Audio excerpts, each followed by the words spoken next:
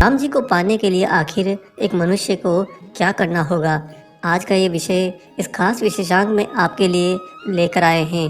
भगवान श्री राम का जन्म जब हुआ तो उसका उल्लेख रामचरितमानस में गोस्वामी तुलसीदास जी ने जन्म न लिखकर प्रगट शब्द का उपयोग किया है। उन्होंने भय प्रगट कृपाला दीन दयाला कौशल्या हितकारी यह लिखा है। इस प्रगट अर्थात प्रकट शब्द से गोस्वामी जी का हर मनुष्य में राम तत्व प्रकट करने की मंशा झलकती है। प्रभु श्री राम को धर्मशास्त्रों ने नारायण नहीं बल्कि नर के रूप में स्थापित किया है। राम को ऊर्जा शक्ति के रूप में जब देखते हैं तो उनकी वास्तविक स्थिति स्पष्ट होती है। मनुष्य शरीर की ऊर्जा सदाचरण से तेज युक्त होती है। एक व्यक्ति में जब आत्मबल बढ़ता है तब उसका विवेक उसे राम जैसा बनाता है। भगवान श्री राम अयोध्या नगरी में चैत्र नवरात्र की 9वीं तिथि को प्रकट हुए थे। शास्त्रों के अनुसार काशी महादेव के त्रिशूल पर स्थित है तो अयोध्या भगवान विष्णु के सुदर्शन चक्र पर स्थित है।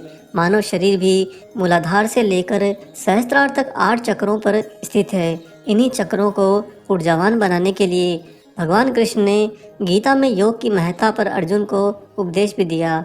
महर्षि पतंजलि के योग प्राणायाम से कुंडलिनी शक्ति जागृत करके जीवन को ऋतुराज बसंत की तरह बनाया जा सकता है। 9वीं तिथि मधुमास पुनीता शुक्ल पक्ष अभिजीत हरिप्रीता। इस चौपाई के एक एक शब्द से यह स्पष्ट हो रहा है कि राम का चरित्र पढ़ते सुनते और गुनते हुए हर एक कार्य मनुष्य का मधुर हो सकता है। दोस्तों, परम सत्य तो यह है कि राम को पाने के लिए बाहरी दुनिया की जगह पर आंतरिक दुनिया को जीतना होगा, क्योंकि वास्तव में राक्षस बाहर नहीं बल्कि अंदर ही है। उसे निष्प्रभावी बनाने के लिए संयम का रास्ता सर्वश्रेष्ठ होता है।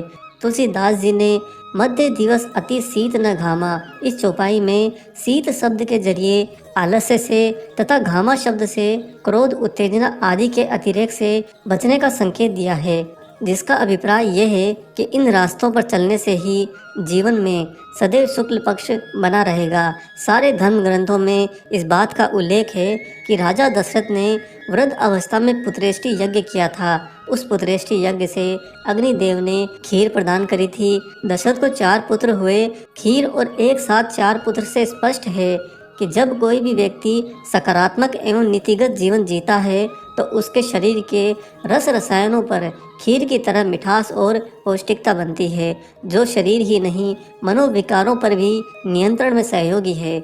शरीर में विद्यमान ऊर्जा से शारीरिक एवं मानसिक क्षमता बढ़ती है। उसके प्रभामंडल के आगे राक्षस रूपी नकारात्मक शक्तियाँ हमेशा पराजित होती हैं। उसका प्रताप दिक दिगंत में फैलता जाता है। दोस्तों, भगवान श्री राम के प्रताप का ही असर था कि राक्षसों के वध के लिए ब्रह्म ऋषि विश्वामित्र राजा दशरथ के पास में आए। विश्वामित्र ब्रह्म ऋषि के पहले राज ऋषि थे। उनका नाम उस समय विश्वरथ था। मानव शरीर भी एक विश्व की तरह ही है। इसमें असंख्य जीव रहते हैं। नाना प्रकार की मानसिक वैचारिक सत्ता इसमें हमेशा कायम रहती है। द्वंद्वपूर्ण स्थितियाँ निरंतर बनी रहती हैं। कभी नकारात्मकता शक्तियाँ जीतती हैं तो कभी सकारात्मकता। यही हमारे इस शरीर रूपी विश्व की अनूठी रचना है। महाभारत में भगवान श्री कृष्ण भी इन्हीं द्वंद्वों के कुरुक्षेत्र में खड़े होकर शंखनाद से लेकर उपदेश तक देते हैं। प्रभु श्री राम के साथ में भरत, लक्ष्मण तथा शत्रुघ्न जैसे भाइयों की चर्चा करते हुए सभी रामायणकारों ने उनके अनूठे आपसी तालमेल का हमेशा जिक्र किया है। जब जीवन शास्त्रानुसार कोई व्यक्ति जीता है तो उसकी सारी मनोवृत्तियाँ एकाकार हो जाती हैं।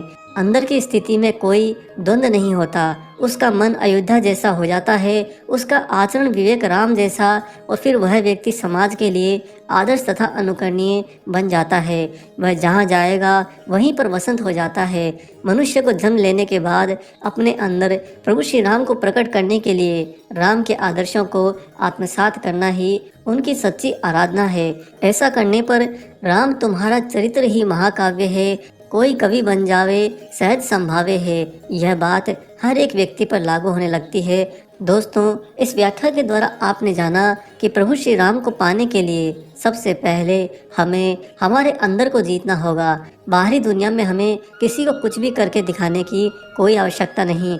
जो कुछ भी है सारा का सारा हमारे अंदर है, क्योंकि बाहर की दुनिया तो जिस दिन ये शरीर खत्म होता है, सब कुछ एक पानी के बुलबुले की तरह मिट जाता है। रह जाता है बस हमारा आंतरिक भाव जो स्वयं में राम बन सकता है तो राक्षस भी बन सकता है। अगर एक मनुष्य अपने अंदर को जीत जाए, अपने अंदर विजय प्राप्त कर ले, तो उसे प्रभु श्री राम को अपने अंदर धारण करने से कोई नहीं रोक सकता। स्वयं प्रभु श्री राम उसके चित्त की ऊर्जा के केंद्र में विराजते हैं और प्रभु श्री राम के साथ में भक्तराज हनुमान की असीमित भक्ति भी प्राप्त होती है। दोस्तों, निष्कर्ष ये निकलता है कि राम को पाने से ज़्यादा बेहतर राम बनना है। जब एक मनुष्य प्रभु श्री राम के दिखाए गए आदर्शों पर चलता है और अपने जीवन को शास्त्र अनुसार जीता है, तो स्वतः ही उसमें प्रभु श्री राम के आदर्श गुणों का उद्गम होता है। और जिस भी जीव आत्मा के केंद्र में प्रभु श्री राम के गुण हों, वह आंतरिक और बाहरी दोनों ही स्वरूप में परम प्रभु श्री राम बन जाता है। राम बनने के लिए आपको दोबारा कोई अवतार लेने की कदापि आवश्यकता नहीं, न ही आपको राम को पाने के लिए अनंत काल की कोई तपस्या करने की आवश्यकता है। जिस भी मनुष्य ने अपने अंदर के केंद्र में परम प्रभु श्री राम के आदर्शों को, उनके गुणों को पूर्ण रूप से धारण कर लिया है, नित प्रतिक्षण वह राम को ही जीता है, नित प्रतिक्षण वह राम को ही मानता है, नित प्रतिक्षण वह राम को ही ध्याता है। ऐसा करने वाला मनुष्य अपने अंदर परम प्रभु श्री राम को ही पाता है। हमारा यह शरीर आत्मा रूपी ऊर्जा से बंधा हुआ है। जब तक आत्मा रूपी ऊर्जा इस शरीर में रहती है, तब तक यह रथ डोलता और बोलता है, और इसी ऊर्जा के निकल जाने पर यह शरीर मृत हो जाता है।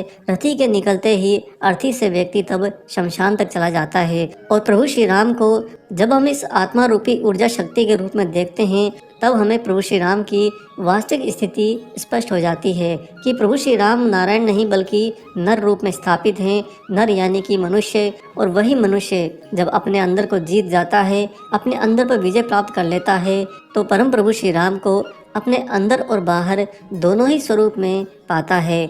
हम आशा करते हैं कि परम प्रभु श्री राम जी की ये व्याख्या आपको जरूर पसंद आई हो। राम को पाने का इतना सरल उपाय आप भी अपने जीवन में जरूर अपनाइएगा। दोस्तों, वीडियो अगर अच्छा लगा है तो जाने से पहले से लाइक कर दीजिए और वीडियो को ज़्यादा से ज़्यादा अन्य राम भक्तों से शेयर कर दीजिए, साझा कर दीजिए। सभी को वीडियो के साथ में हमारी तरफ से जय श्री राम भी लिख दीजिएगा। मिलेंगे बहुत जल्दी ही एक और ऐसे ही नए अलौकिक वीडियो के साथ में। तब तक परम प्रभु श्री राम जी, उनके भक्तराज हनुमान और हनुमान के अद्वैत स्वरूप बाबा नीम करौरी महाराज जी की निस्वार्थ होकर सेवा करते रहिए। जय सिया राम।